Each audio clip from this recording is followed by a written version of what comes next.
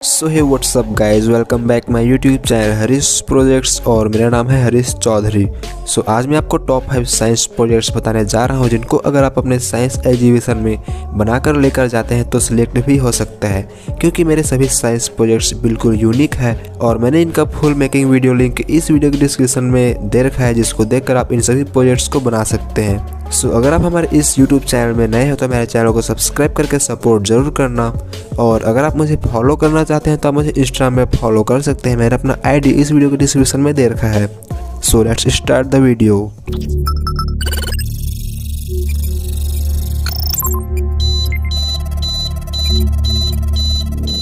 Video start करने से पहले मैं आपको इस वेबसाइट के बारे में बताना चाहता हूँ जहाँ से मैंने अपने पीसीबीज को ऑर्डर किया है। आप यहाँ पर देख सकते हैं, और मैंने इन पीसीबीज को यूज करके बहुत सारे प्रोजेक्ट्स भी बना रखे हैं जिनको आप मेरे यूट्यूब चैनल में देख सकते हैं। इस वेबसाइट का नाम है JLC PCB।